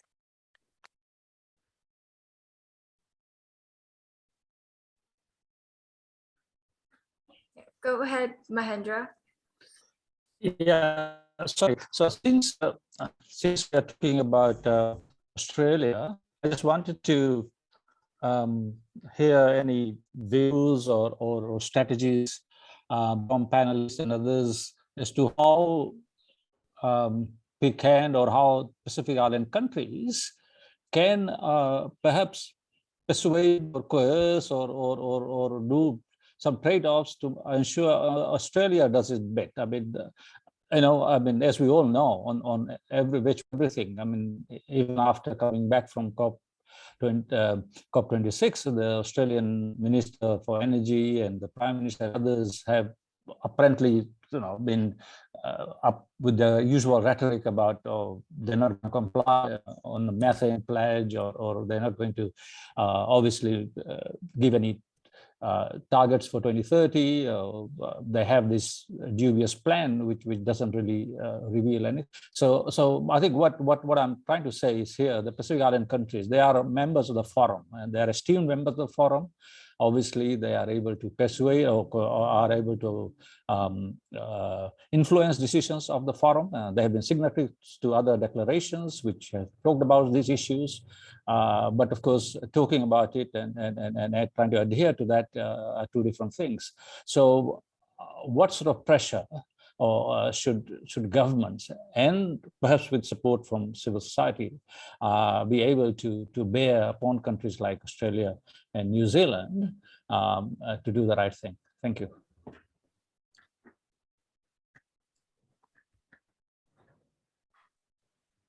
Athena, can I take that very quickly?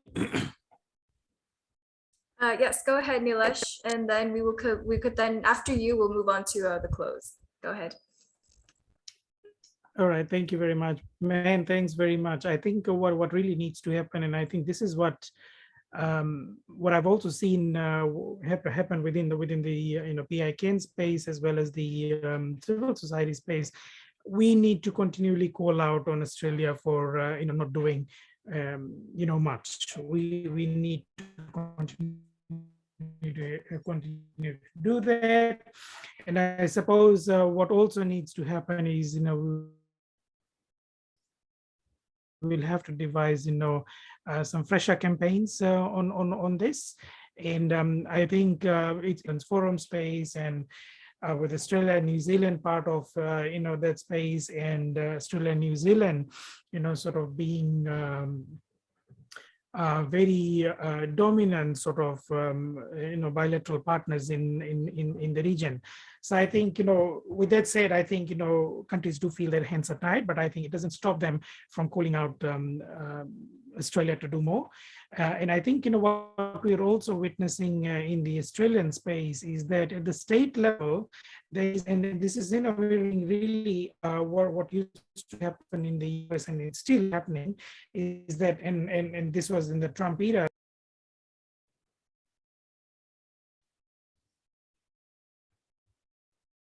Did we just lose Nilesh, or okay? I think we did. Maybe he'll be joining us after. Hopefully, he'll come on again. But while we have this time, I'd like to quickly thank the panelists. I'd like to thank Nilesh, Dr. Ian Fry, Ms. Ashwini Prabha, and everyone for their continued attention and for bearing with us despite the very rude interruptions earlier. I think despite that, we pulled through pretty well. But yes, we also want to reiterate that we as civil society would really like to work closely with you all as we move forward into 2022 and into the upcoming COP27. Oh, okay, I see Nilesh is back. I got dropped off. Yeah. So I was saying, like, we will need to devise campaigns and continue to call on Australia to do, be more ambitious with respect to, their climate commitments, because, we are aiming for that 1.5 and Australia needs to be on board for that. Mahen, I hope that answers your question, partially at least.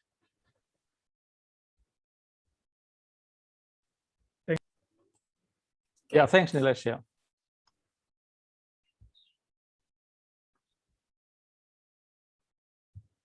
Right. Well, thank you all so much for attending.